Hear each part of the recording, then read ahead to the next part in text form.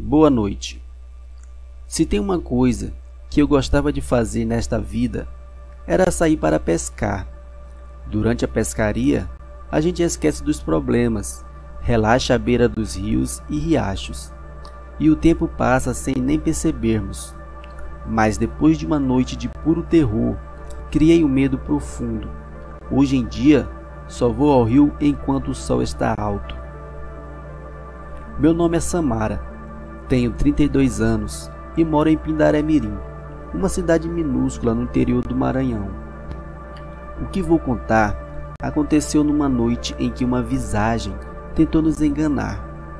Se não fosse o cachorro Rabicó, talvez eu e minhas amigas não tivéssemos saído vivas. Apesar de morar na cidade, tenho uma amiga de infância, a Carol, que tem um sítio na zona rural a uns 15 km de distância. Uma vez por mês, eu acostumava ir ao sítio dela e de lá saímos para pescar. No final de março de 2020, numa sexta-feira, eu e uma amiga, Poliana, fomos ao sítio de Carol, levadas pelo meu marido. Chegamos ainda de dia, preparamos uma farofa e um café, como sempre fazíamos antes da pescaria, pois costumávamos voltar só depois da meia-noite. Assim que meu marido nos deixou, Rabicó, um cachorro vira-lata que vivia no sítio vizinho, apareceu.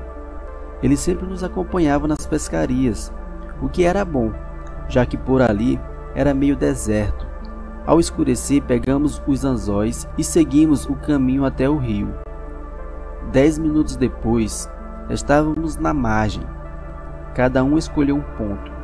Eu fiquei embaixo de uma jaqueira. Carol não tinha preferência.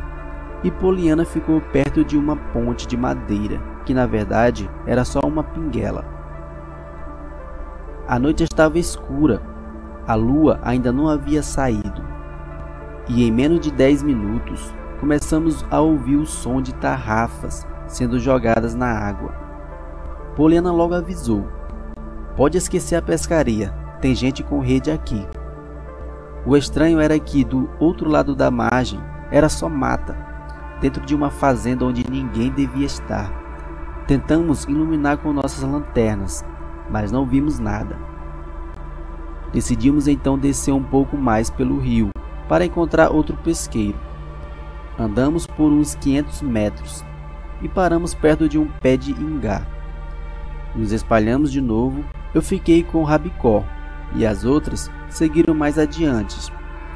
Estava tranquila, até que ao lançar o anzol, ouvi de novo o barulho da tarrafa.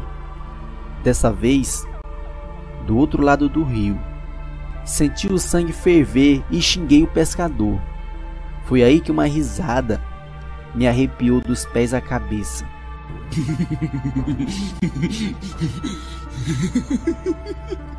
Rabicó se eriçou e começou a latir.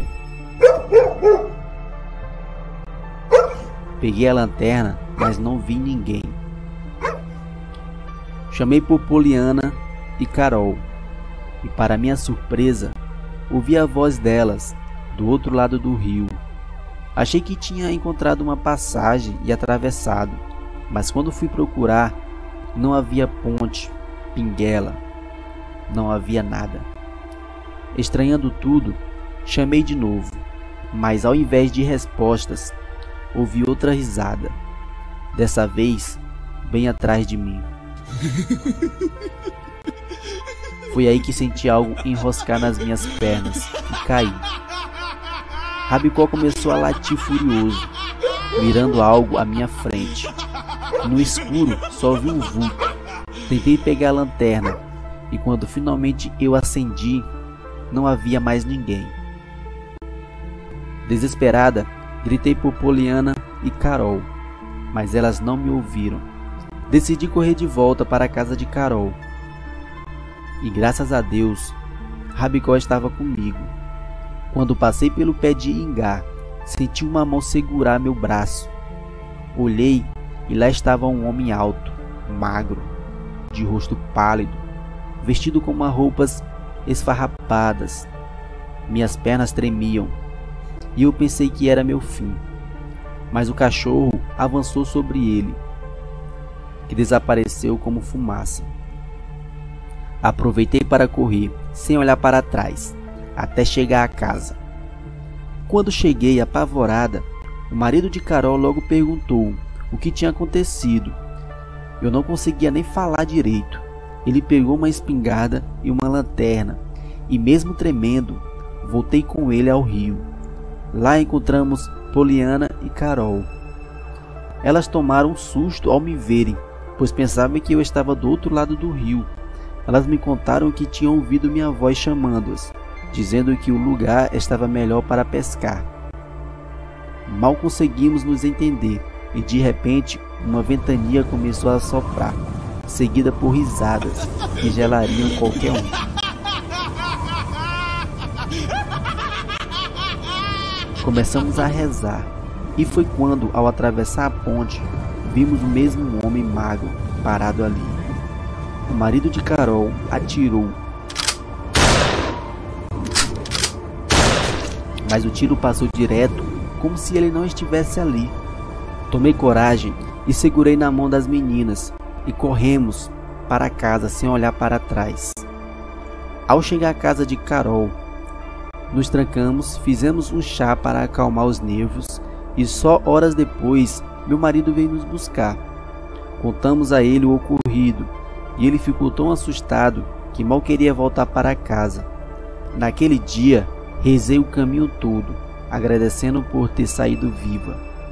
Desde então, pescaria só de dia e peixe só do mercado.